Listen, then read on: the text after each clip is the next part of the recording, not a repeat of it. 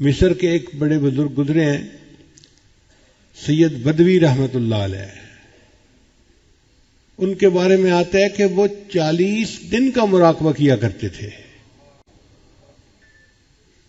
تو مجھے حیرت ہوئی کہ 40 دن کا، تو کتاب میں تفصیل لکھی ہوئی تھی کہ وہ صرف نماز کے لیے اٹھتے تھے اور جماعت کے ساتھ نماز پڑھ کے پھر مراقب، یا کسی وقت بھوک پیاس کی وجہ سے اٹھتے تھے اور کھانا کھا کے پھر مراقب۔ 40 دن وہ مراقبے ہی کی صورت میں گزارا کرتے تھے، اور اس کی وجہ سے ان کے چہرے پہ اتنا نور آ گیا تھا کہ لوگ ان کے چہرے کی نورانیت کو دیکھ نہیں سکتے تھے۔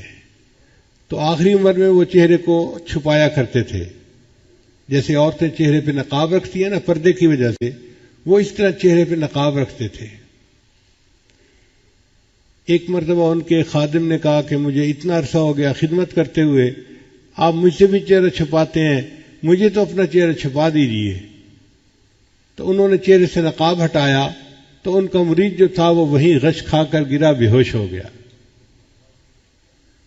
اور یہی حال حضرت موسیٰ علیہ السلام کا تھا، جب ان پر تجلی پڑی تھی اس کے بعد لوگ ان کے چہرے کی نورانیت کو دیکھ نہیں سکتے تھے۔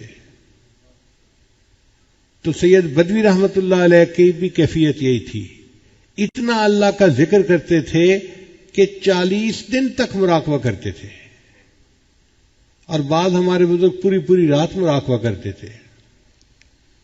کیوں؟ ان کو ذکر کی لذت ملتی تھی۔ اللہ کے بڑے مزے جو بھی چاہے وہ چکھ لے، یہ تو کر کے دیکھنے کا کام ہے۔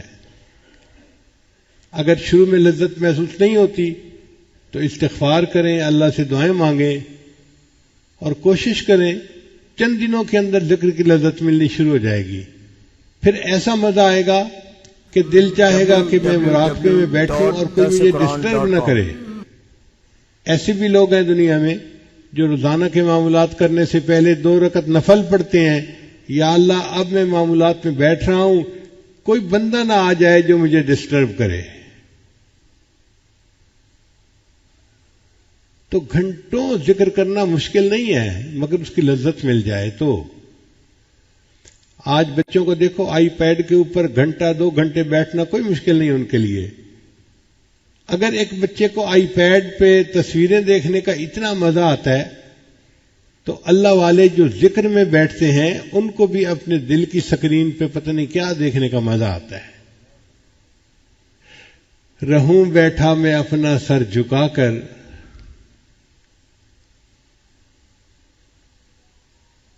یہ ذکر کا مزہ ہی ایسا ہے، لذت ہی ایسی ہے۔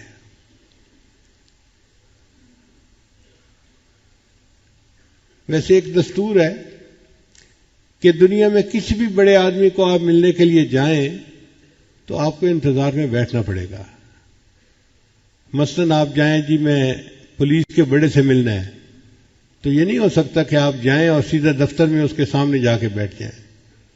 آپ کو دفتر کے بعد انتظار کرنا پڑے گا، جی صاحب میٹنگ میں ہیں، فارغ ہوں گے آپ سے بات کریں گے۔ آپ کسی بڑے مفتی کے پاس جائیں، کسی بڑے آدمی کے پاس جائیں، جس بڑے کے پاس بھی جائیں گے آپ کو انتظار کرنا پڑے گا۔ اور اگر کوئی VVIP پرسنالٹی ہے، جیسے ملک کا صدر ہوتا ہے، تو پھر تو آپ کو ہو سکتا ہے مہینوں انتظار کرنا پڑے۔ تو جس طرح دنیا کے کسی بڑے سے ملنے کے لیے انتظار کرنا پڑتا ہے، اللہ تعالیٰ کا دیدار پانے کے لیے بھی بندے کو انتظار کرنا پڑتا ہے۔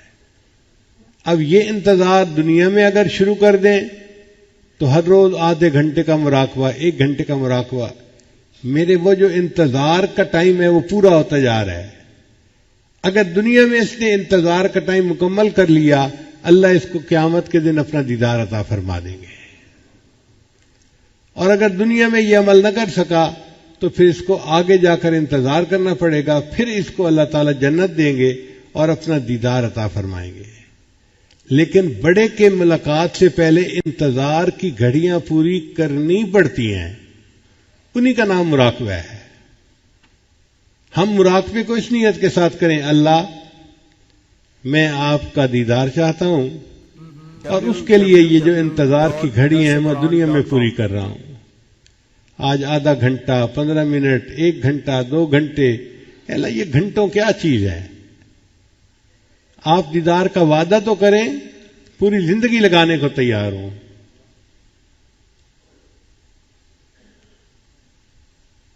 سر طور ہو سر عرش ہو ہمیں انتظار قبول ہے، سر طور ہو سر حشر ہو ہمیں انتظار قبول ہے، وہ کبھی ملے وہ کہیں ملے، وہ کبھی صحیح وہ کہیں صحیح۔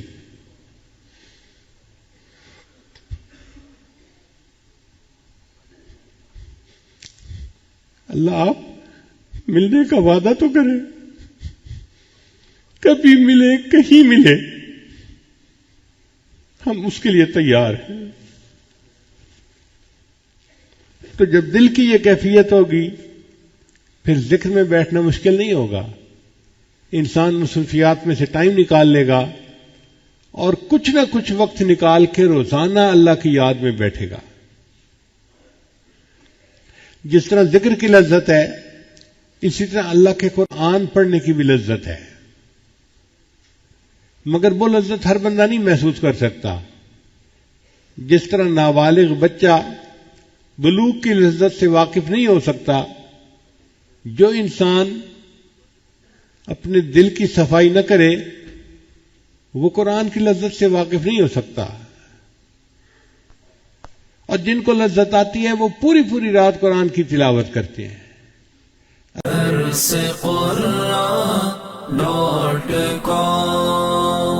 www.darsequran.com